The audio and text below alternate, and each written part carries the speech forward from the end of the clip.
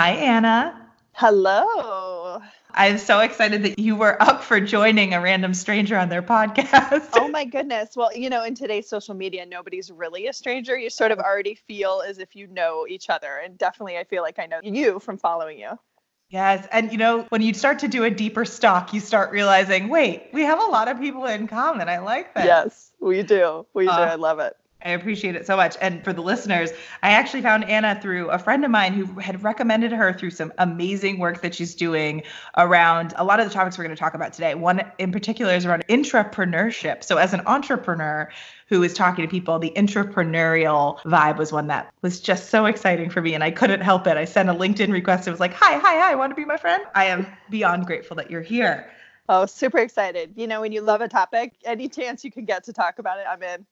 Yes. The best way that I've learned to give the audience a sense of who you are is to give you the stage and have you talk a little bit about your journey that has led you to where you are today. Oh, I love it. Yes. Okay. Well, I always start with a disclaimer that I was raised by hippies. And I think that's important to point out because it just sort of oozes out of me. And so I always want to let people in on that little secret. They certainly turned into grown adults. And although my dad was a lawyer, he still bought a Harley. And I think he still has that rebel spirit in him. So that sort of has dictated a lot of where I've been and the things that I have done in my life. But I did spend about 20 years in corporate America. And I really grew up in corporate America because I started when I was in college working for State Farm Insurance, and then I grew into a leadership role in their call center, and I really progressed from there. And although I really thought I had this knack for people leadership, as you grow and you learn and you start to become even more self-aware yourself, you learn that maybe you don't have everything figured out. So that has been the theme of my ins and outs of corporate America. But after 20 years, I really found myself about 4 years ago with my toes on the line of the C-suite in corporate America. And they were willing to offer me a chief human capital officer job. And they had been grooming me and investing in me for about 2 years. And those 2 years, I was very honest that I wasn't sure if that was going to be the right position for me, but I certainly did feel like I was making an impact, right? So that's the hardest part where you're like, wow, I'm really good at this. People want me to do this. It makes sense for my career that I should take this job. But also I was really honest with myself that for some reason, my heart just wasn't in it. And so for those 2 years, we had a lot of back and forth conversations until finally I was like, all right, I'm sick of torturing myself. And I'm not the only one that does that. People do this to themselves all the time. What is the one thing that I should be doing with my life? And I had spent those 2 years exploring, should I go run a nonprofit? Should I go back to school yet again? Maybe I'll stay home and take care of my kids. Maybe I'll go do this someplace else. Maybe I'll do a different role where I am. All these questions just kept coming up until finally I locked myself in my friend's cabin. I had no wireless. I had a bottle of wine and a journal and a book by Parker Palmer called Let Your Life Speak, which I highly recommend. It's a short read, but a deep read. And I was just journaling. And then all of a sudden it hit me in a second, like, oh, you're going to go out on your own. And I thought, oh, well, that's weird. Like, where did that came out of nowhere, That was something that I thought I would do, like maybe when my kids went away to college, because I sort of envisioned this traveling person who had a lot on their plate, but really not that much different than a corporate person has a lot on their plate either. So I made the decision and I came back and I shared the answer. And that was 4 years ago. So I took a sabbatical after that. And it really was during that sabbatical that I did a lot of reflection back on my career to what has gotten me to where I am today. I had a lot of success. I built a lot of great relationships. I was able to impact a lot of organizations and leaders. But what were some of those things that I had experienced in my internal journey at all these different organizations that were going to help me be an entrepreneur? And that's really where it hit me that I had been an intrapreneur for quite a bit of my career, somebody who took ownership of her career and wanted to maximize her impact wherever she was. And then because of that energy, because of that passion, because of just sponging up my environment, I was afforded a lot of great opportunities because of that attitude. And I think that really got me ready to be out on my own and really make an impact, both in the entrepreneurial world and then again, 20 years in the organizational or corporate America world where I was toggling both sides. That's a beautiful way to put it. I think I find myself, you can't see me, but I find myself nodding my head so vigorously. This idea of this feels right, that I'm doing things right here, but it doesn't feel right in my core that this is what I want to be spending all my time and energy doing. I know that I've been told this is what I want to do and people are telling me I'm great at it. So I should be happy here and it should be filling my cup. And it's not. Is it something that's wrong with me? Is it something that's wrong with where I am? If I go somewhere else and try to do the same thing, am I really just knocking on that same door that's not going to open for me? It's this dance with yourself a bit and giving yourself the ability to step on your own toes and really understand what is that core unrest that's happening within you. And the idea of a sabbatical in the midst of the chaos of corporate life is something that seems so far-fetched and far away. But once you do give yourself the permission to take a minute, it's amazing what the magic of your mind, or even the isolation of what you were just talking about giving yourself the space to just really connect with yourself, how beautiful that can result in being with the conversations that you probably never would have had the room to have if you hadn't distanced yourself a little bit from your life. Completely. And, I think because I worked with leaders and organizations for so long, helping them make even better decisions about how to engage their culture, how to nurture these humans that work for them, that fuel all the work that they're doing. One of the things that I had really pushed with them was the importance of taking breaks, the importance of balance, the importance of not overdoing it. As now Kate Northrup says, do less. And one of those was creating sabbatical programs for them, for these people who had worked 10, 20 years working 90 plus hour work weeks. When are you going to give them a break, and a real break, a concentrated amount of time where they get to think and breathe? And so when I made that transition out of corporate, I wanted to, take a dose of my own medicine and say, all right, girl, you need to detox. And it's not necessarily that I'm saying corporate is toxifying. It's just you have to give yourself time to transition from one thing to another. And some people take a couple days, and that's great. Some people can take a couple weeks. I was fortunate enough to take 6 months, and I needed that. And people are always interested. Well, what did you do on your sabbatical? Did you put your business plan together? Did you meet with clients all the time? Nope. I took a ton of naps. I read a ton of books. I laid in my hammock and pondered life and looked up at the sky. Yes. I thought I was going to watch a lot more Netflix, honestly, but I really didn't. I just let myself veg. I spent a ton of time with my kids. My kids were about 5. When I left, I have twins, boy-girl twins.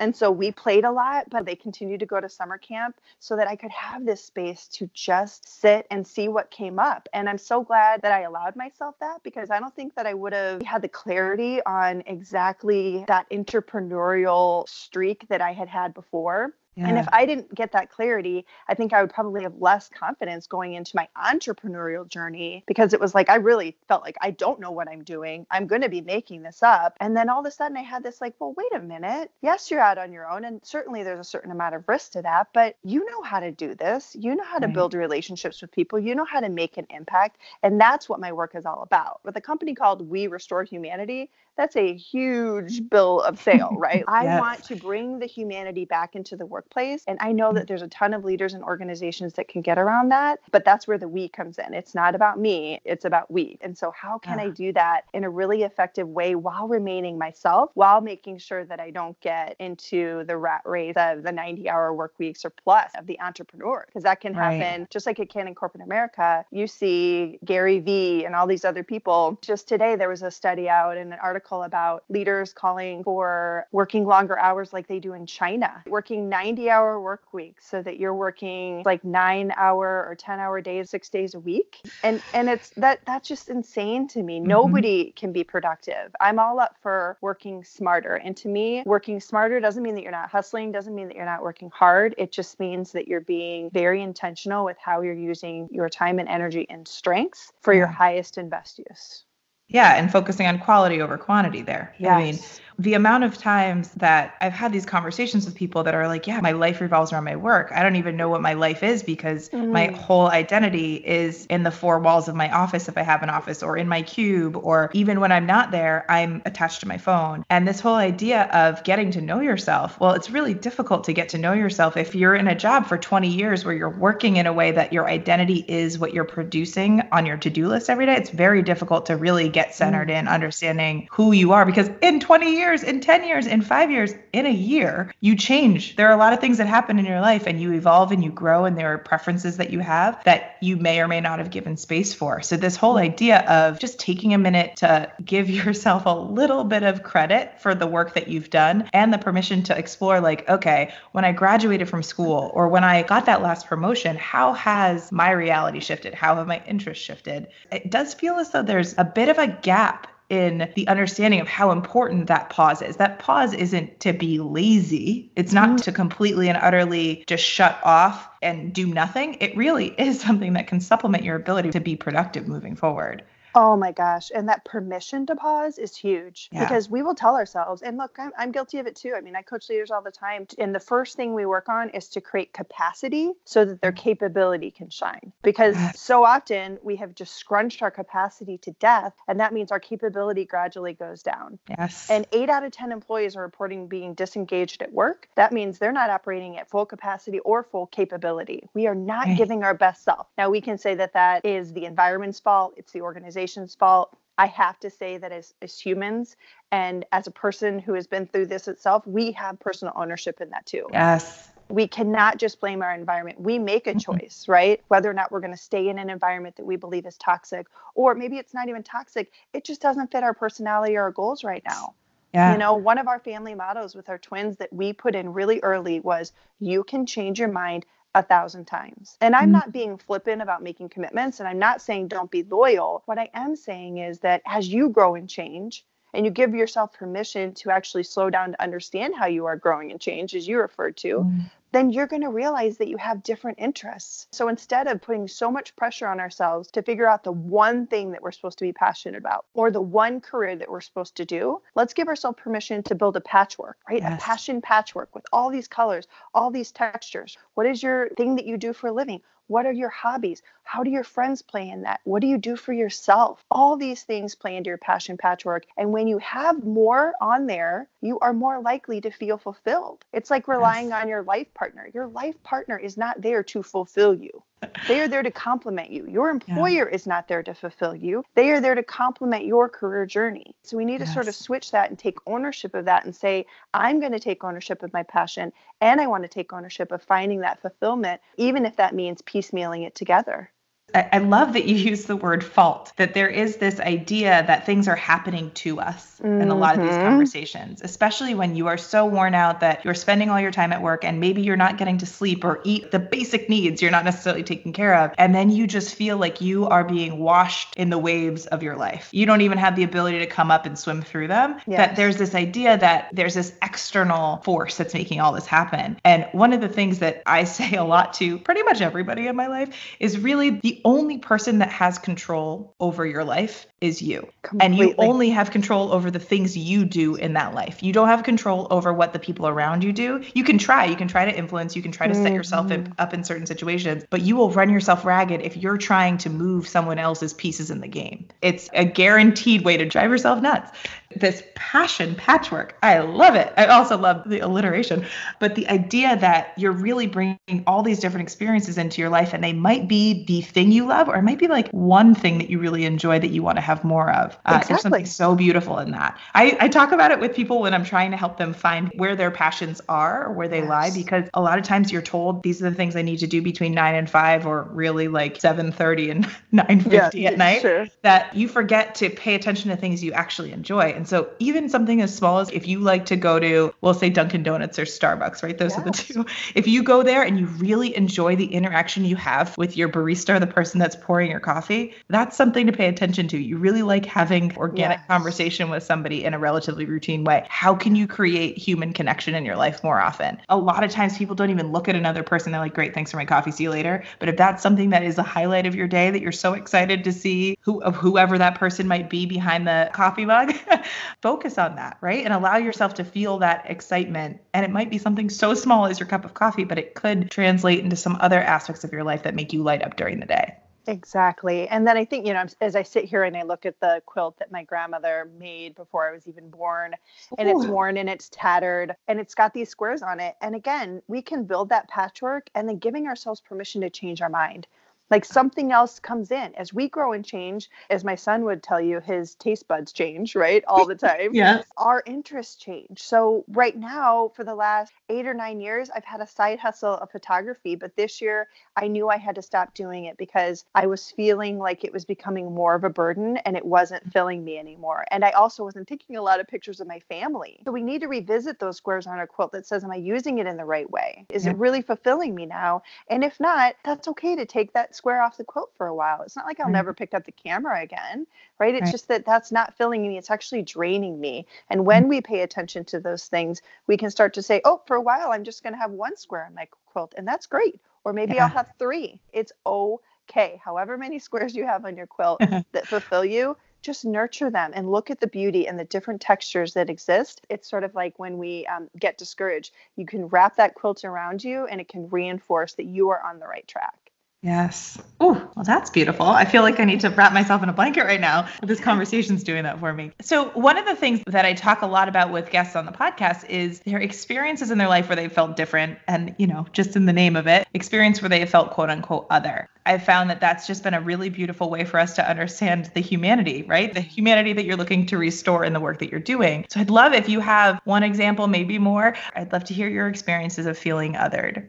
Yes, I love when I started listening to your podcast, it was like, yes, that checkbox other totally resonated with me. And I think so many other people do too. We're sort of conditioned that we should be like other people and that uniqueness is sort of a bad thing, but it is just who I am. And so it's sort of like my entire life, even when I try to fit in, it never really worked, right? I don't know that it works for much people, but it certainly didn't work for me.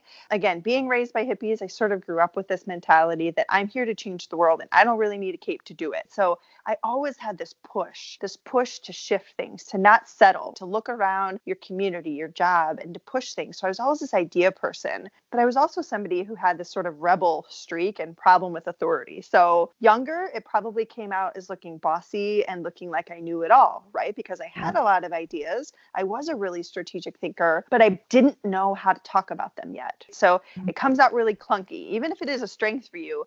As you are still forming as a human, as we are still learning and testing our limits, it is going to be clunky, and that's okay. So when I talk to high school kids or college kids or even young adults, I remind them, like, it's okay. You're going to make mistakes. That's how you're going to get better. Yes. So moving from this person who sort of did feel like, even in the corporate world, I would often come across as a complete spaz because honestly, looking back, and this is going to sound funny, but in reflection, I realized that because I was a big idea person with a lot of energy, when you give me 4 cups of coffee during the day, my ideas and my energy comes across as sloppy and spazzy. And maybe that's just me. I know a lot of people are comfortable with coffee. I kicked caffeinated coffee about 9 years ago during a cleanse. And it was at that point how hard that 3-day cleanse was for me. I thought it was going to be hard not to drink wine. Oh my gosh, I had to go home 2 days in a row because I was having the worst headaches, the migraines, the stomach rot, the shakes, the sweats. And I thought, oh my gosh, like I had quit harder things in my life than coffee. And yet this is affecting me so tremendously. And it was just upon reflection, not even at that time, but later that I thought, wow, because I'm just naturally energetic, I didn't need that stimulant. And in fact, that probably made me extra sloppy. And so that's again, my own experience with that. That might not be everyone's experience with coffee, but sometimes what I'm asking you to do is figure out, is there something happening in your life? Is there a stimulus? Is there a relationship? Is there something distracting you that is causing your strengths, what would naturally be looked at as a strength, to come out clunky? And in that case, I look back at all those years. I mean, I remember some people's faces even looking at me like, what is this girl talking about? I mean, I'm hard to take now, caffeine free. So I can imagine that I'm sure I was a complete hot mess. But luckily, I had a lot of leaders who saw, I think, underneath that and saw past that, probably handed me a couple of glasses of water or something. But so I think I'm not blaming it on coffee. This is just sort of naturally how I am. And even in school, right, I never really had a passion for at least elementary school, junior high, high school. I didn't really have a passion for school. I sort of looked at it as a social activity. I was always the one who she talks a lot in the class, very creative, needs to focus. It's like, oh, yes, right? Yep. But I look back, that was just my spirit, I mean, the same with my twins. My daughter was bouncing off the walls in my womb, whereas my son, and again, they're in there at the same time, so I can distinctly see the difference between how they were in the womb. He was so chill that the doctors would like make me come in just to double check his heartbeat because she was moving all the time and you have to count the movements and everything. And I would say, nope, he's just fine. And I knew he was just fine. It was just who he was, and that was just who she was. And they are completely living out those nature, that natural part of who they are. That's just who I was. And so for me, it oftentimes made me feel like an other, right? Where people really didn't understand. And now I'm a strengths-based thinker, right? So I love StrengthsFinder by Gallup. And two of my top strengths, I don't know if you're familiar with that assessment at all, or if you've ever taken it. Awesome. Two of my top strengths are strategic thinking and futuristic. So for me, strategic thinking means that when I'm sitting around a room and people are talking about where we need to go, I know where we need to go and I can put the plan together. Yeah. Futuristic is this weird strength. It's almost like being the love child of like a fortune teller and like a meteorologist, right? Where like I'm using some science to, like the meteorologist, I'm using some science to predict the future, but I'm also using a lot of intuition. So a lot of the times I just know what's going to happen and I can't really explain it. Yes. And for many years, I spent a lot of energy trying to convince people. So now you have this naturally spazzy, caffeinated person trying to convince people that I can see the future and that I can build the plan to get there, even though they couldn't.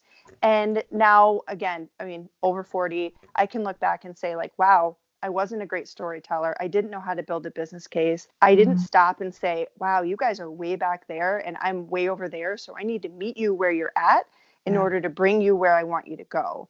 And so again, I think another opportunity where because I was me, but yet maybe didn't exactly know how to express the me, or people around me didn't know how to fully embrace the me, I was looked at like an other. Yeah. No, I think that's great. I'm just going to hop on. I'm on the no coffee train with you. I have never been a coffee drinker. And it's so funny because it's been really difficult to explain it to people. And I think you did a beautiful job of explaining why. It gives me that stimulant, like my body shakes. I don't need to be speaking any faster than I speak. I don't need any of that stuff. And I also love the flavor of coffee. So like it's no taste bud thing for me in that it's really, I don't like what it does to my body because it becomes out of control. But this part that you mentioned that I don't think I put the two together until you were just talking. I have this similar experience of coming off as too much or being a lot for people to handle. And I actually try to break that down initially by telling people like, I come in hot. It's just what I am. I am like, if it's too much for you, I'm sorry. I'll dial it back. We'll get together. But like when I'm excited about something, I can't control my excitement around it. Learning that dance, right? Learning that dance that makes other people be able to do it with you. But also not abandoning it. Because what ended up happening for I would say my corporate self, but even just going out in the world and presenting yourself appropriately, I actually turned a lot of that energy down.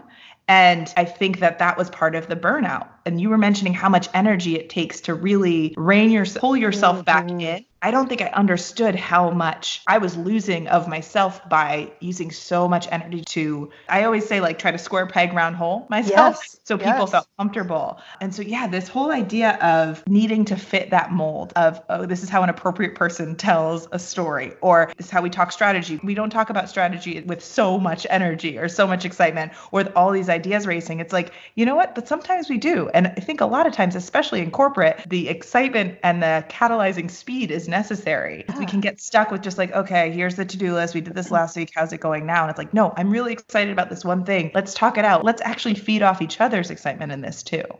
Yes. And when you suppress that, this is what happens, right? I love the way you said you dialed it down. And using that phrase too much, how many times in all of our lives, whether somebody listening is not as spazzy as you and I, right? I'm married to an introvert and we have the exact same birthday. We're both Libras.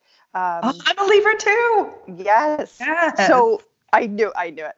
So you got two people who have the same birthday. We are opposite sides of that Libra scale. You look at us, let's say that he's listening right now. He's not spazzy. He's not somebody who feels like he's going to jump out of his seat if he doesn't talk in that meeting. But at the same time, I know that there's parts of him or the other woman listening or the other man listening that they are suppressing. And we do it subconsciously. And when we allow ourselves to pause and ask, am I fully embraced? Let's use the quilt analogy again, but for ourselves. Am I fully embracing all the squares in my quilt, even the tattered ones? Am I letting those colors shine? Am I letting my freak flag, my spaz flag, my introvert flag, my quiet flag, whatever it is, right? It's why I never pressured my introverted employees. Although I would say I really want you to speak up in the meeting, I never expected them to speak out as much as the extroverts. It's knowing what they did and making sure they had enough airspace, right? So all the extroverts, all the idea people in the room were providing enough airspace so that they did have a chance to speak up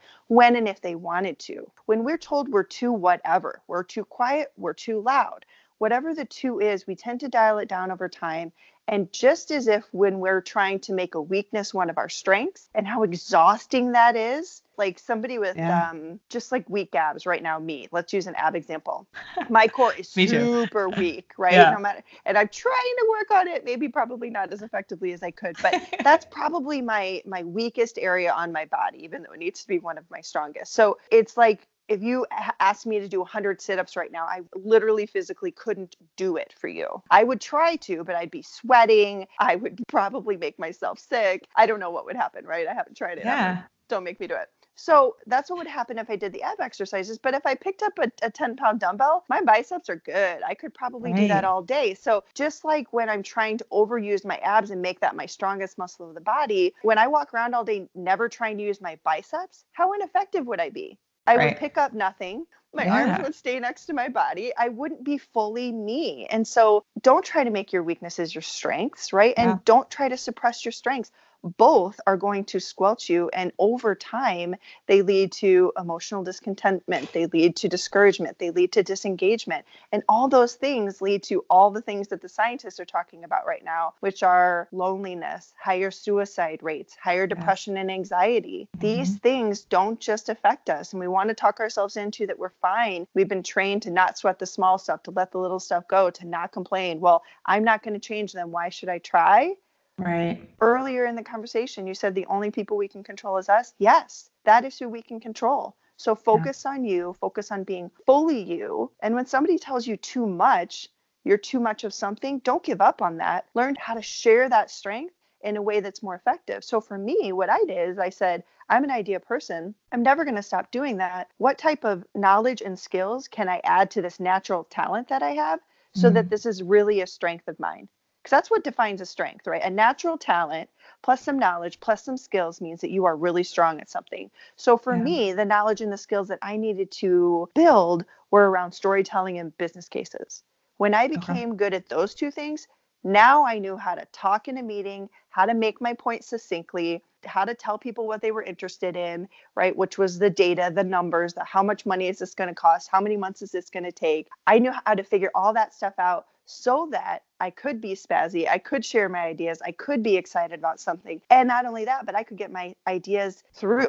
I could get them from A to Z. I could actually see them come true because people were buying into them, because now I had made my natural talent a strength.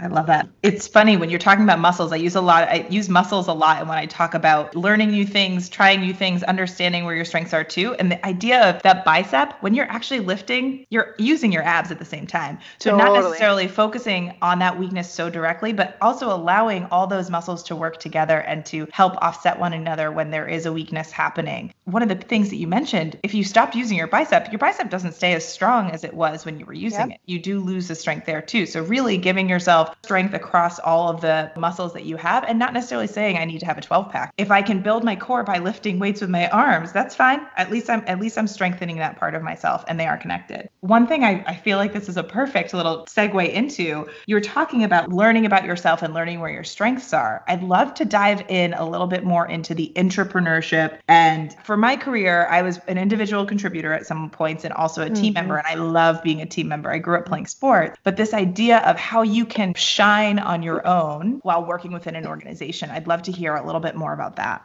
Yes. And that really stemmed out of me reflecting back that said like, oh, wow. First of all, I did not invent the word intrapreneurship. That word was out there, right? I sort of found it in my reflection saying, I have preneur strength. And then all of a sudden it was, oh, I did some Googling and there it was, this definition of an intrapreneur. Now, at the time, I think somebody defined it more as somebody who displays entrepreneurial strengths or operates almost like a startup within an organization, right? And so you see sort of those creative groups within bigger organizations. And they were sort of giving credit to these unique groups of people, where my theory about intrapreneurs is that we make a choice. We can be an intrapreneur by taking ownership of our career. Extroverted, introverted, doesn't matter. Take ownership of your career. It's about maximizing where you're at right now to get to your best next, whatever that best next is. And don't waste the opportunity that you have. You're already spending most of your life at this job. Why would you coast? Why wouldn't you look around you and say, is there a mentor? Is there a sponsor? What training can I take advantage of, either in person or online? Who can I talk to? Who can I observe? What type of projects can I work on? What could I volunteer for to hone my leadership skills? This is like a playground, right? We should be like people who work within an organization, whether it's a large corporation, a church, a school, a nonprofit, a startup, it doesn't matter. If you work within any type of system that has more than 2 people, to 2,000, to 200,000, it doesn't matter. Be a kid in a candy store. And I tell people, be greedy, be selfish, take full advantage. And literally, I use that word on purpose. Take full advantage of your surroundings. We are wasting our time showing up, waiting for somebody to hand us a task, barely getting the task done, and checking Instagram 50 times a day. Yes. You know, like I want people to really take ownership. And that's why I love that preneur is part of the word of intrapreneur, because it does hearken to the hustle that an entrepreneur sort of has to have in order to build this business. I want those people, whoever they are, if they are willing to adopt this intrapreneur attitude, you're saying, I'm willing to put some hustle and I'm willing to put some ownership in where my career goes. And I'm not going to wait for some leader, good or bad, which most of the leaders out there, depending on the stats you read, 8 out of 10, probably not that great. So whether you have a good or bad leader or an organization, to lay out the path for me, I get to lay out that path. I get to own my career. I love your mention of that instant gratification dynamic that we have with social media, right? We have Instagram where things, you don't even have to do the work necessarily. You just scroll your thumb and then the new thing comes up. And this idea that we expect for opportunities within our organizations to just fall on your lap or fall on your desk. Though I'd say that a lot of organizations have structures where you just have to ask or you have to read in whatever, handbook that there are professional development opportunities, but a lot of times they're discouraged or not spoken about, so therefore feel discouraged in the day-to-day. That the productivity piece, that one deliverable that you need to get by the end of the day, takes precedent over you learning a new skill, over you taking a stretch assignment, over you coming up with a whole new idea to make a particular process more efficient. And so this whole idea of having agency, even if you're not the CEO of the company, that you can actually make a difference on a large scale for yourself, but maybe not on as large of a scale for the business, but it is making an impact in your career and your journey. Exactly. And I think people think that they're in this little box, in literally in a little cube, and my work extends to the parameters of this cube. Stop doing that, right? Your work in this world expands to no boundaries. You have an obligation as a human. If you see something, you say something. So step outside your dance space. If it's an opportunity, if it's a problem, if it's something that you haven't heard a leader talk about, whether it's a risk or a reward, you should be pointing at that and you should be pointing that out. Now, I think some people get discouraged and say, I don't want to say something because it's sort of if I say something, they're going to make me do it. Well, why wouldn't you want to get in on that? Why wouldn't you want to gain some experience? And even if you don't get asked to work on that, or even if you get asked to and you can't, whether it's a capacity or capability issue at this time, or you're nervous about it, that's okay.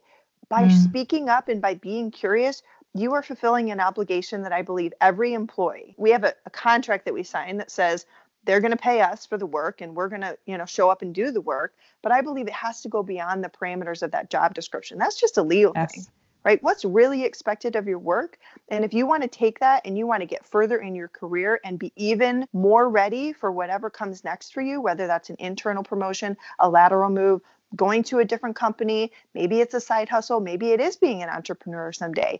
If you want to get ready for whatever that next best is, then you better be in training right now. And you have a training ground that you can take advantage of every day. So if you have an employer who says, I'm sorry, I have no money to send you formal training, that's okay. There's a theory out there called the 70-20-10 model about training. And not everybody loves this model, but I like the theory behind it, because what it says is that 70% of our impactful training that's actually going to change our behavior and our mindset comes from experiences. So it comes from doing on the job, just working on projects, working along other people and learning. Only 20% of that comes from mentorship and coaching. So I know we like to get coached, and I believe that people in all core organizations should get more coaching and more mentorship than they're getting right now. So I know that 20% is really important, but then only 10% comes from formal training. And you're talking to somebody who does formal training for a living. I'll go in and speak to organizations. I think it makes an impact, but at the best, it's making a 10% impact.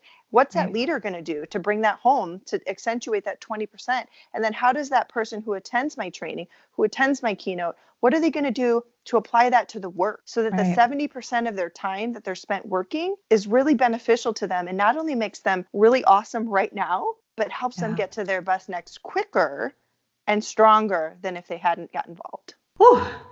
I'm about to go into TED Talk territory, but I feel like we're doing mini ones all over the place in here. I like it. Yes. So you just did a TEDx talk, and Oh. it's crazy how we both kind of have been on very similar tracks and we just came together. So first, let me say this, because one of the things I'm really bad at for myself is celebrating. So I'm going to take a moment and congratulate you and say, great work.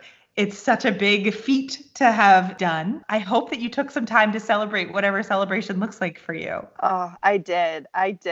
Thank you for asking. And by the way, congratulations to you too. You did one and you have one more this month, 2 in a month. That's crazy talk. It is. Tip of my hat to you too. And I will accept that congratulations because it was, I feel like we should accept a compliment anyway, but this was honestly a big challenge for me. And I look back and there were plenty of things that I've done in my life that were challenging. And I also maybe struggled through them. And maybe it wasn't always a positive experience. This was one of those things that although I struggled and it was challenging, it was an extremely positive experience for me. It pushed me in ways that I haven't been pushed in a long time. And when I first got the TEDx talk, although I was super excited, it came to me, a friend referred me, email that I got that said like, hey, this has to be your next step. You are ready to give your TEDx talk. They had heard me speak at a keynote. And I said, wow, thanks for this. I didn't actually know this was happening. I actually had a corporate executive that I had spoken with his organization many times help fill out the application because I felt like I wanted somebody else to say, the difference that I had made or what my message had done for him or for his organization. I don't know if that tipped me over or not. But the idea that I pitched was this intrapreneurial concept of leveraging your now to get to your best next. And they loved it. Yeah. So, I start this process and everybody's like, oh my gosh, you're getting a TEDx talk. And I sort of was like, oh, wow. I mean, I thought it was a big deal, but now everybody's making this huge deal about it. And I was like, oh boy, like maybe I'm missing something, but I kind of downplayed it. I mean, I don't know, maybe from a little bit of a cocky perspective, like, oh, I give talks all the time. It's not a big deal. I promise you in the end, it was a big deal. And it was unlike anything I've ever done before. I mentioned earlier that I have a little bit of a problem with authority and following rules. So there are a lot of rules when it comes to TED and TEDx talks. Yes. There are a lot of hoops. You have an amazingly committed sponsor team that is helping you through. But that means that they're doing things with me that I have never done with anyone else. Now, in corporate world, I mean, I would give speeches, I would work with executives. We would do presentations. We would redline each other's decks. But I never, ever, never, I don't think, wrote out everything I was going to say and then tried to follow a script. Yeah. These are my main points and I'm going to speak from the heart and I kind of know where my slides are going to go. If I work with a corporate client, part of the agreement usually is I have to have my slides in a week or two in advance. That's good. I get that. They want to see those, but they're not saying, okay, what are you going to say on this slide? Right. And then what are you going to say this? So the process of a TEDx, just for those of you who might have this on your bucket list, or even those of you, because I've talked to a lot of people who are like, I would never do that. I want to explain the process because I actually think, much like Seth Godin would say, everybody should write a book. I believe everybody should give a TEDx talk. We are all capable of doing this. Mm-hmm. We know how to do hard things. Now, not everybody might want to do this, but I would encourage you guys to understand the process more. We all have a story inside of us that is itching to get out that I know will help somebody else. And this is an amazing vehicle to do that. And so when you go through the TEDx process, you pitch an idea. And again, they had the application, but then I thought, well, what do I really want to do with this entrepreneurial idea? And honestly, Nikki, I wanted to pay homage to my parents who were hippies. And I had this whole hippie theme lined out. They loved it.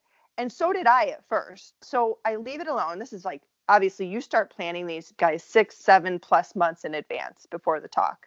Your sponsor group sits you down. So they love the idea. About 2 weeks later, I look at it and I think, that's not going to work. Like literally, I just knew. I just looked at it and was like, I'm forcing it. I'm forcing it. I really want this hippie theme to work. And I was going to wear my dad's protest leather fringe vest from the 60s. Like, it was going to be this whole thing. But you know what? It was like, no, Anna, this is not the right thing. So put that aside, but I don't know what I'm going to do yet. I'm in a mastermind this year with an amazing group of women. I go to Nashville on a trip with them. I'm so inspired that in the airport, I write my talk. And I write it in a couple hours, and I love it. I think, yep, this is the talk. I give it to the group. My sponsors love it. I go to the day of rehearsals. I get up to read it again, and I hate it. And again, this is also not like me. I'm usually like, yep, that's what I want to say. That's from my heart. Feels good. Yep. No, there was just like, nope, Anna, that is not your message. And I think I'm going to give myself some credit that I understood that this was a big chance for a big audience, and that I think my heart knew that I wanted to get this message right. And although those talks wouldn't have bombed, they just didn't feel like this was the message that I knew my audience needed to hear, or this wasn't the way that I wanted to say it. Mm-hmm. So again, I gave myself permission. I didn't say, oh, great, that was a wasted 5 hours. No, it was like, no, Anna, like, let it go and see what happens. So that was the day of my first in-person rehearsal that I looked at the talk in the morning and thought, nope. I spent an hour and a half, rewrote it, showed up to rehearsals, shared it with them, and they said, holy cow, yes, yes, yes. Like the first pitch you gave us was great. The first talk you wrote, which was different from the first pitch, was awesome. But this is the talk. So we were all in alignment that now the messaging was on point. And here's where the real work began, which was, okay, now go practice it, show up for rehearsals, get the feedback of, oh, well, we really liked your inflection there. You needed a longer pause there. Don't ever say anything like that again, right? And you're like, oh, wow, okay. So I love feedback, and I'm used to corporate American people redlining things, but this was very new for me. But again, embracing the experience. Okay, guys, I'm counting on you. This is a group experience. It's up to all of us to have me get up on stage and execute this well, because they were just as in it, dedicating so much time, and I wanted to honor that. So I said, I'm going to practice this talk over 100 times. I made a commitment to myself. If you're going to do this, you're going to do this really well. So I did. I practiced it over 100 times. Oh. I recorded myself on video. I recorded myself on audio. I timed myself. I did it with my kids. I did it in the car. I did it while I was running. I did that talk so many times, but then here's what happened. I think I got so in my head that about a week before the talk, 2 major things happened. I had not shared the talk with my husband yet. I'm talking to him one night. I was maybe having a glass of wine, and I just said, hey, can I just share the talk with you? I know you wanted to be surprised, but do you mind if I just run it by you? And I was feeling really confident. Again, 100 times rehearsing something, you think that you'd have it down. And I thought I did. So I start to talk, and I get one sentence out, and the whole talk goes out of my head. And he looks at me, and he's like, it's okay. And he's like, is it me? And I said, I don't think it's you, but literally I couldn't think of the talk. So he's like, don't pressure yourself. Let's let it go. So over the next 2 days, I practiced a few more times, and I thought, oh, okay, well, it was just an off night, whatever. Wednesday night comes. It's the Wednesday night before my talk. It is my final rehearsal. I get to rehearsal. I get up in front of my sponsors, and the same thing happens again. Nothing. And they're so encouraging. They're looking at me, and it's okay. Yep. No, it's okay. I'm so anxious listening to this. Right? I know. You're like, oh my gosh, just skip to the next part. And I looked at them and I said, there is no next part. Like my mind was blank. I had to go back to my outline, and I kept going back to my outline every couple sentences. It was as if, okay, so I was a musician. I was a percussionist for many years, and I used to sit down for jam sessions. Like I actually went to drumline camp. Oh. So one time at drumline camp, what happened? No, I'm just kidding. So, I would be at drumline camp. We would sit down and have a jam session together. And what that looks like is you just follow someone's lead. So what my sponsors were doing were asking me to just keep going, just jam, speak from your heart, like just go. And I was like, no, I can't jam because I have practiced this song 127 times. And there's this note, then I pause, then there's this note, and it gets real fast, and then I pause. I just knew that there was a song that I was supposed to be playing, and I couldn't remember it at all. Yeah. And they were so kind, and they were so encouraging. And they said, you got this. We're not going to let you fail. And I remember I looked at him and I said, well, you don't know me that well. I could get up there and completely bomb and take you all down with me. Yeah. And we sort of made light of it, right? So that night, I go home, and here's what happened. This is where I'm telling people that when things like this happen in our life, and when we are struggling or we are pushing ourselves to do something that is brand new to us, we need to be creative on how to navigate this space and go back to our roots. So I was doing something that didn't feel authentic to me, and not in a bad way. It just was so new and so different, and not how I usually speak, and that I was nervous about getting up and sounding fake. And I think I had overdone it. So on my way home, I'm in tears. I'm worried. I call call my best friend. I say, I'm going to bomb it, just so you know. All 50 of you who are coming to see me and everybody else who's coming, just so you know, I'm going to bomb it. So I just had to say that out loud. And we, of course, had a good laugh and a good cry. Then I called my other girlfriend who lives really close to me. And I said, it was about 8 o'clock at night. I asked her if her babies were asleep. And she said, yeah. And she and I have done yoga and some meditation and things together. I said, we need to do something for me right away. And I told her what happened. And she said, yep, come on over. I walk into her house. She has her altar set up. She's got candles burning. She's got music playing. She did a guided visualization for me. She smudged and prayed over me. And I was like, it was such an amazing gift. Yeah. But if I hadn't picked up that phone and asked for help, I'm not sure that I would have been able to release whatever was holding me back at that moment. Yeah. And I don't know, I can't name it. I can't say, oh, it's because I practiced 100 times. No, I wanted to be prepared. I'm glad that I did that. Yeah. But there was something internally that was holding me back. And we focused on the power of my voice, of being authentic, of standing in my feminine and masculine power, whatever that looked like, giving myself permission to be my most awesome self and to share this message that I was meant to share with the world. And I left there and I was like, yep, I'm good. So not only did we clear out some yuck, I also gave myself permission. I was thinking like, okay, Anna, you have run 7 half marathons. My husband runs marathons. I am never going to do that. But there's always what happens before. Have you run a race before? I am not a runner. Okay. When I played soccer in college, and we used to run decent runs, but I hated every moment of it. Put a soccer ball at my foot, I will run 26 miles with that soccer ball, but have me run somewhere else? No way.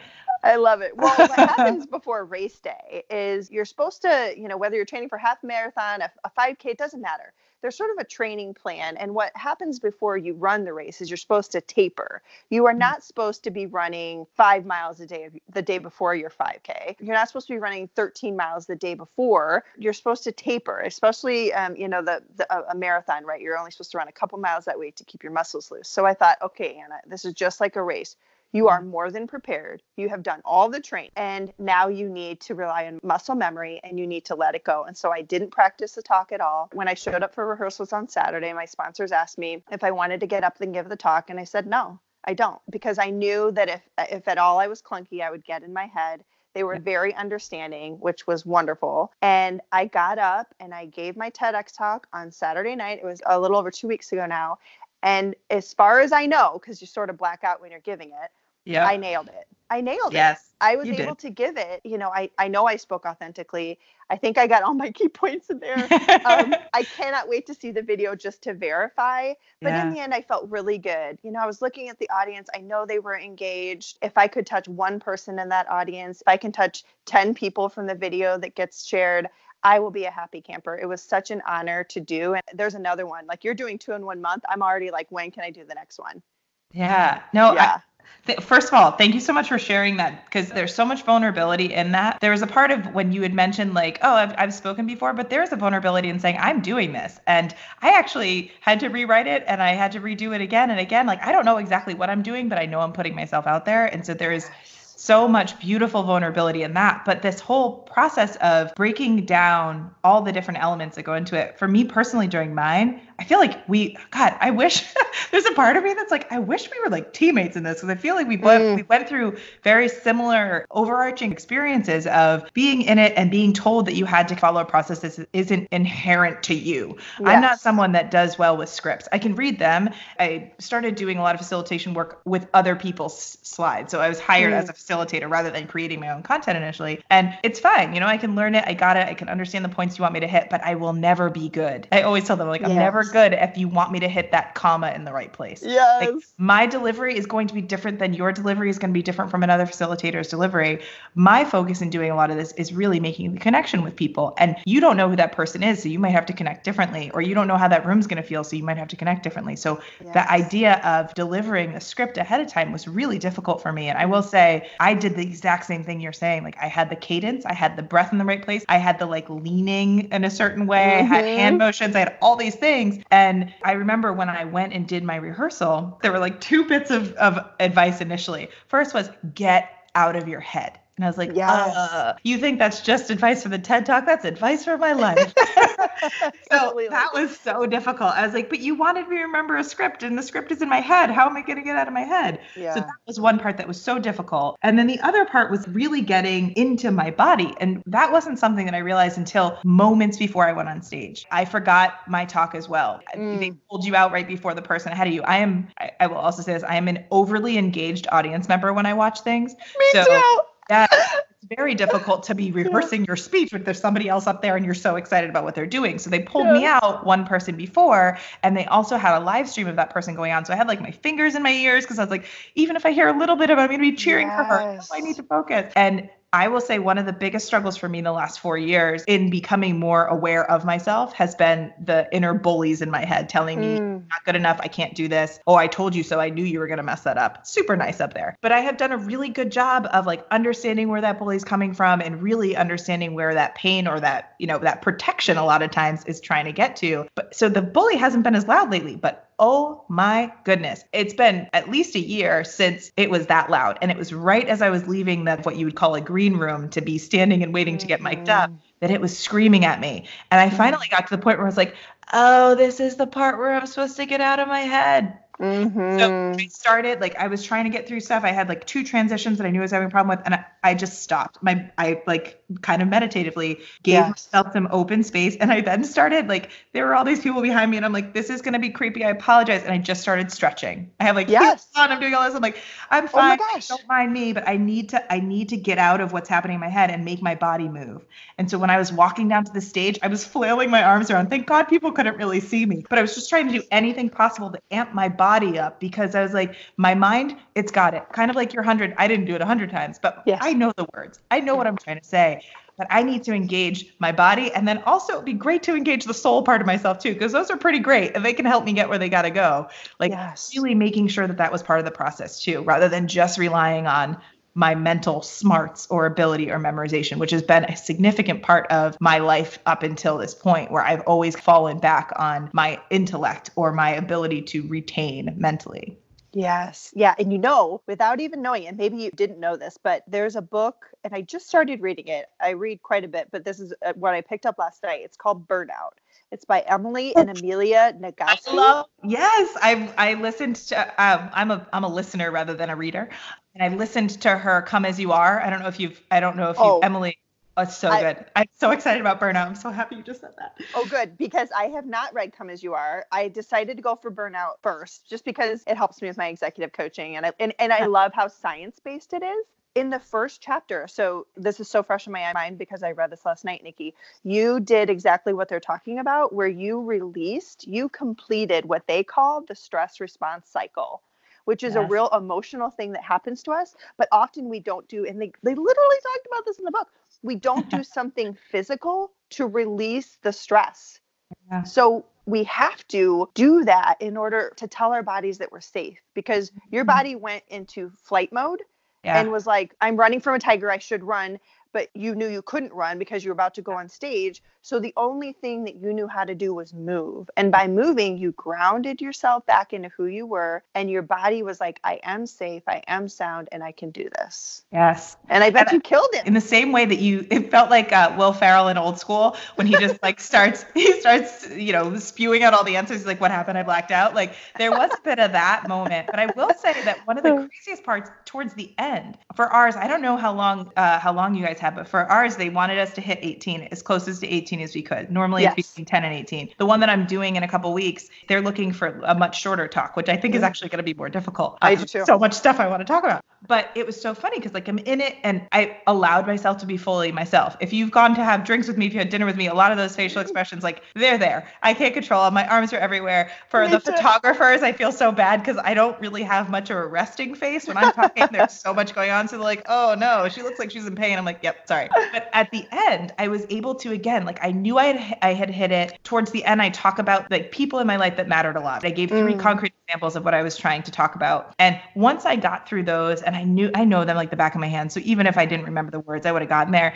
And I got to the part where I was going to thank you. I looked up and I hadn't hit the time at all. Like Oh, when I was doing the things, I was at 13 minutes the first run through. So they had me yeah. add a bunch of personal stories. Then I was at like 19, 20. So they had me Yeah. pull it back. But I knew the facilitator in me, I can make the time work.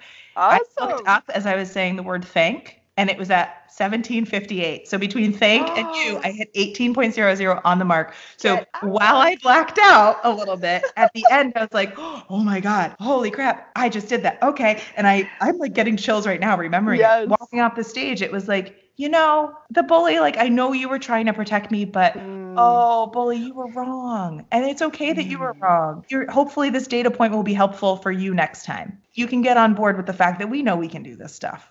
Yes. Yeah. It's funny that you talk about the bully. I've been doing some work around calling on my ancestors, calling on what I would call my internal board of directors. I have a board of directors that I have put together through mentors and sponsors, but I have been doing some work about pulling in my internal board of directors and actually calling on them to be there. And, again, raised by hippies. So some of you listening are probably like, this girl's too woo-woo. Trust me, this works. Okay. When you call upon, I don't care who you want. You can call on angels. You can call on real people.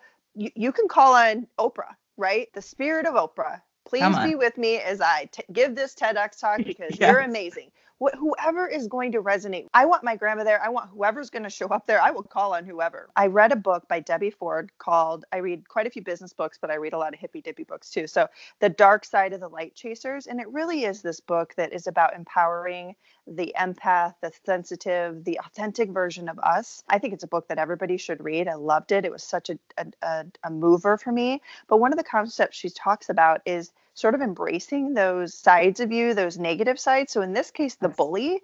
And I ask my bully, what is it that you're trying to tell me? And what is it that you're trying to protect me from? And then I invite them to my internal board of the directors. Yes.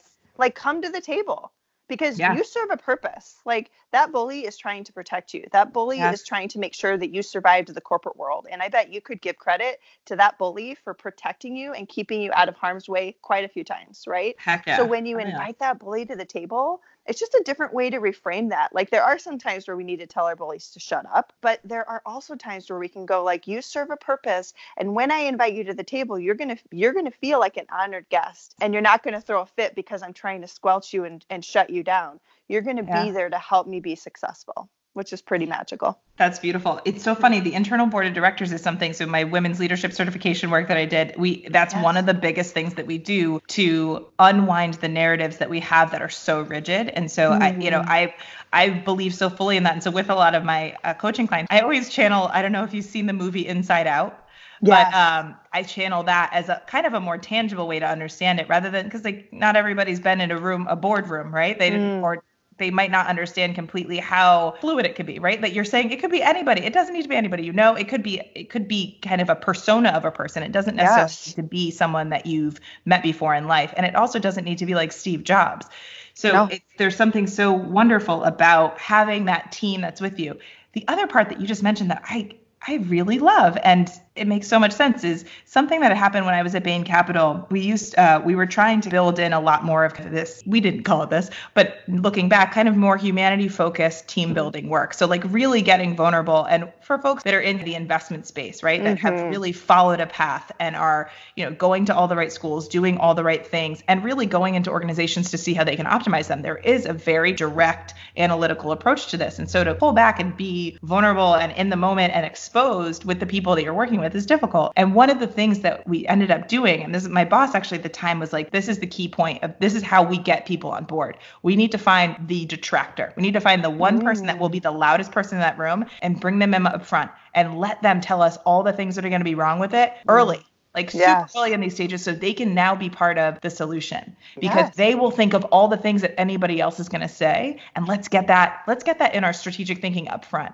And it was such a beautiful way to handle what we already knew is going to be a very difficult thing to sell, and having that person as the advocate, especially with leadership, right? So that leadership already knows that this person is going to probably be the person that pushed back. Having that person sitting there and advocating and saying, I know that you think this is going to be too woo-woo, right? Like I know you're going to think that, but here's what it looks like. here's how it feels. And it was beautiful to have that happen with my coworkers. Now to think about your brain doing that, like I've actually been doing a lot of work in therapy around this stuff too. Yeah. I initially started with doing Taming the Gremlin, which is another book my coach had me read. But one of the things that's happened recently is my coach and I have actually turned them into players on a soccer field, because I love it. I can understand that better, that not all the players on the team are good at all the things. Some people are really, really, really great at running up and down the field. Their outside midfielders can like run for days, right? But they might not be the best at understanding exactly like four passes ahead when you're in the middle of the field. And that's okay. When you need somebody to be 4 passes ahead in the middle of the field, you give the ball to the central midfielder or the central defenders. And if you need someone to score, you give it to a forward. But the forward might not have the best defensive skills in the world, but that's okay. You're not relying on them to do that. You can actually pass the responsibilities off to your team. Whereas before I was like, I need to embody all these things at all the times as one person. And so that bully of me was trying to understand how to be all those things to all those people. I feel like it's very similar to what we're saying about like shoving coffee in your your body to try to figure out a way to hack it. It was like my bully wasn't having it, and it was combusting and not being the best version of itself. And so giving it the space to say, you don't have to be good at all things. Be good at this moment, and I will tap into you. You take the ball and you go, or you take the defense here. So I love that you just said what you said. That soccer field analogy, I think it's great. And I think what we're telling people here is to give yourself permission to use whatever visualization works, right? Yes. So for me, calling on and literally visualizing them standing behind me and I can feel their hands on my shoulders works for me. For you, it's the soccer player. I coach with StrengthsFinder a lot. And so the StrengthsFinder, for those who aren't familiar, have 34 strengths. One of the things that I point out to the leaders that I work with is just like you use In and Out, I use that same exact, is it In and Out? What is it? The movie? Inside Out, but In and Out's a good place. I mean, I'd be there too. Now I got hungry for like I like that. double animal style. Let's do it. So for the movie, imagine that there's these 34 different characters in you. You actually have all of them that are living in you. Your dominant skills, which are the ones that are natural talents for you, where you also have knowledge and skills, so they become a strength. Those are like at your throat waiting to jump out. Like they're ready at a moment's notice, right? Then you have sort of these supporting talents that are probably the middle of the pack of that 34. However many are your supporting talents, those that you don't probably use every day, but you can call upon them. They're just going to take a little bit more energy. Then we have our lesser strengths, the ones that are on the bottom of the list of the 34. Some people like to call those weaknesses. Again, they're not strengths because you probably either don't have a natural talent or you haven't developed the knowledge and skills, nor will you ever. So just acknowledge that they're going to be your lesser talents and maybe never strengths. But honor those too and know that you have all 34 in you. If you want to call them off the bench, your supporting ones are already in their uniforms ready to go, right? Yeah. The lesser ones that are at the bottom of the list of those strengths probably aren't even suited up and it's going to take a while to, right? So that's a good way to understand that it's going to take you more energy to use that talent in order to do that. So go to your top of your list, go to your dominant, call on the people, call on the Oprah, call on grandma, call on your grandma. Or in this case, call on yourself and know that you've got these strengths inside of you that are there whenever you need them, right? They're ready and waiting to come off that bench and play for you. I've been using this word a lot, but I am like poetry snapping over here. I have chills going through my body as you're saying this. This is so great. I know, like snap, snap. Yes. Okay. So one last question I have for you. I want to hear a little bit about what's coming for you personally, professionally. I want to hear from you kind of what are the things you're most excited about in the next year to come? Oh man, so much stuff. I mean, to have a mission to restore humanity, that's a pretty broad one. And it's we, it's a we. I mean, it's not a me, right? I'm only a small part of the equation. I mean, even when I coach a leader, I'm a 50-50 in that. I am putting myself in their journey and I'm there as a resource and a support, but it is up to them. It is up to the teams I work with. It is up to the organizations. And I think it's up to all of us to make sure that we are doing our own inner work to do that. And so that is sort of the underlying foundation, which helps me understand what I need to say yes to. So for me, I do one-on-one coaching. I do some organizational development work within organizations because I feel like that helps me keep my pulse on what is going on within organizations, getting my hands dirty? Am I seeing any types of new behaviors? For example, if I hadn't been in corporate America or in any type of organization since Me Too happened, I wouldn't really have any data that would tell me how that is or is not affecting people's behaviors within an organization. So it's sort of the scientist, the researcher in me that wants to make sure that I'm still in there figuring out how systems and organizations are handling this world as we know it. So that'll always be important to me. You know, speaking at quite a few corporate events this year, maybe a few more conferences. That's something I'm starting to get into. Two new things for me. One, I'm writing a book, and it is on the entrepreneurship. So it is on that model. And what it means to me, I really want to make sure that I'm giving a resource to people. I want it to be a resource where people understand, how can I be an entrepreneur no matter who I am? How do I leverage my strengths authentically? How can I maximize my impact to get a big ROI? I want a return on the investment of my time. Yes, I'm getting paid here, but I am giving a lot of time to this corporation for however many months or years I will work for them. How can I maximize that time so that I can figure out what my next best is and get there stronger and more prepared than I would be before? There also will be an organizational piece that comes out for how can organizations create a culture or use their culture to nurture that type of entrepreneurial spirit? Because it's in my mind, not only can the mindset of an entrepreneur help individuals, it can also help organizations, because you're going to get more and better work out of the entrepreneur. They're going to be engaged in their work. That mindset is going to ignite in other people. So it spreads, right? Because it's a positive thing. It's going to spread. Therefore, your talent is going to actually stay longer. So whether their next best is to open a flower business in 2 years and they work for you in HR right now, doesn't matter. I mean, this specific example happened with me where an employee was going to quit. I started talking to her about her desire to open a flower business someday. She lasted another 2.5 years with me. Right? Just by giving her permission that this is something that she could say out loud to me and that we could look for projects and opportunities for her. So that entrepreneur concept, very important. Writing a book is an interesting process. Finding time to write, all these other things going on is a big deal, but I would love to have it done and self-published out by the end of the year. So that is my goal. Yeah. And one of my new things too is working with the Water Council here in Milwaukee. They run a seed incubator. So a little bit different than what you've heard of like a startup accelerator. A seed accelerator really is they've got their ideas figured out. These people are ready to scale. And they came to me, and this is really an opportunity for all of us, that a lesson to say, when an opportunity is put in front of you, ask questions and make it work for you. I knew the person that ran this foundation. They came to me and said, I really want you to be part of this training. They showed me, we bring a new group of founders of these water-based startups in every quarter. Where could you fit in? They showed me the 3-month thing. And I said, well, that's interesting. Maybe there are some spots that I could fit in, but let me ask you a question. How are you taking care of your founders' emotional well-being during this 3-month process? And the question knocked him down like, great question.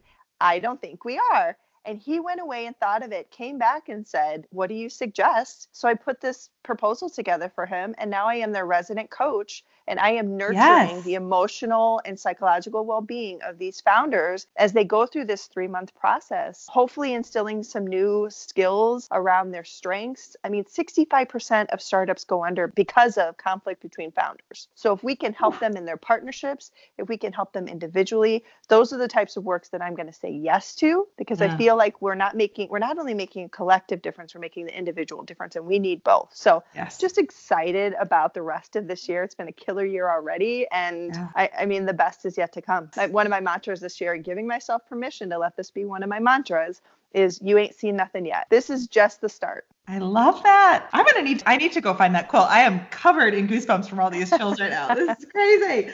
Well, first of all, I'm going to keep tabs and I will shout from the rooftops anything you've got going on. This sounds amazing. I'm so excited to read your book. And you know what? I will even read it. I won't even need to wait till the listening one. Yay. Maybe you'll be one of my preliminary readers. And also, hey, Nikki, here's what I'll do. When my TEDx comes out, so we didn't stream live, so I didn't get to have any of those advantages, but the TEDx video will be out by the end of the month, and I've got a free resource that is going to be available on my website that is sort of a listen along guide. So how can you listen to the talk, and how can you go deeper in your own reflection of how does the entrepreneurial concept apply to me as an individual? And then I will also have a resource available for purchase, really reasonably priced, to help a leader hold a discussion, whether you're in a nonprofit, a big organization, it doesn't matter. Hold a discussion with your team, have them watch the talk together. And then I will give you a guide. I will make it so easy for you as a leader to hold a conversation. Here's the questions you can ask. And then here's how you can follow up one-on-one with the people who say they do identify as the entrepreneurs and with the people who don't, right? Here's how you can become an even more solid leader and use this tool to create a culture that gives permission for people to own their careers. So I'll make sure I share that with you too. Yes. And I will share it. I will share it far and wide. I am so excited. My goodness. Yeah. And really, the best is yet to come. I mean, I just have this feeling, again, the intuition, that feeling part. We don't even know. We don't even see it yet. There's so many things that are beyond the horizon the horizon line we're able to see right now that are going to be incredible. Could you have imagined that this is where you would be 5 years ago, 10 years ago? You couldn't have even made this up. No. Nope. Like, we could have big dreams, but when you really look at it, you're like, I couldn't make this stuff up. Right. Yes. And I'm excited for the fact that I can't even make up what's next. I hope it's all good stuff, but you never know. Believe it to be. Believe it to be. Yes. Speak it into reality, my friend. Yes. Well, Anna, thank you for your time today. And I am so excited to have been your first podcast interview. You killed this. Yay. Oh, thank you. I'm wishing everyone peace and progress on their journey, and especially you too. Yes. Same back to you. Thank you, Anna. Thank you, friend.